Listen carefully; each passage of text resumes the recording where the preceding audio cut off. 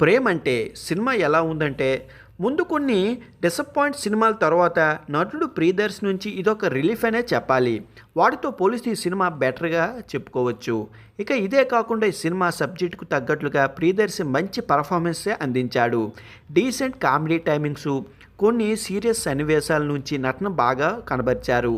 అలాగే heroine coil ఆనంద్కి present role దక్కింది అని చెప్పాలి. మంచి హోమ్లీ లుక్లో న్యాచురల్ పర్ఫార్మెన్స్తో ఆమె అందంగా చాలా బాగా నటించారు. అలాగే ఆమెపై కొన్ని మూమెంట్స్ కూడా ఊహించిన విధంగా ఉంటాయి. కథనం నడిచే కొద్దీ ఆమె పాత్ర మరింత ఇంట్రెస్ట్గా ఉంటుంది. ఇక ఇద్దరు కలిసి స్క్రీన్పై మంచి కెమిస్ట్రీతో కనిపించారు. ఇక యాంకర్ సుమా విషయానికి వస్తే తాను చాలా సెటిల్డ్గానే పాత్ర చేస్తూ ఉంటారు. అలా ఈ సినిమాలో ఆమె చేసిన కానిస్టేబుల్ పాత్ర కూడా మంచి మార్కులో కనిపించింది.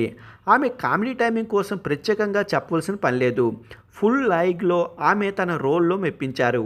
అలాగే వెన్నెల కిషోర్తో కలిసి తన కాంబినేషన్లో సీన్స్ మరింత ఫన్ని క్రియేట్ చేస్తాయి.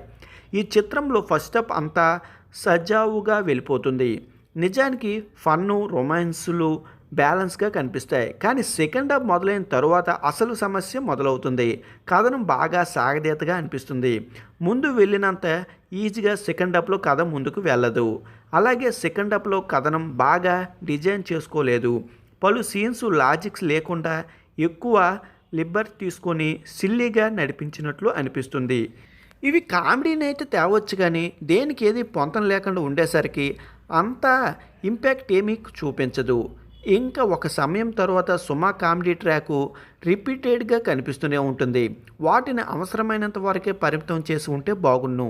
అలాగే హైపరాది, రాంప్రసాద్లు సరిగ్గా వాడుకోలేదు. అలాగే ఎమోషన్ స్పాట్ కూడా పూర్తి స్థాయిలో ఆకట్టుకోలేకపోయింది.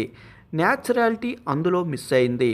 సినిమా అయితే చాలా ఫన్గా, ఇంప్రెసివ్గా, చాలా సస్పెన్స్గా, అలాగే యాంకర్ సుమా వల్ల కామెడీగా చాలా బాగుంది. ఒకసారి చూసేయండి మరి.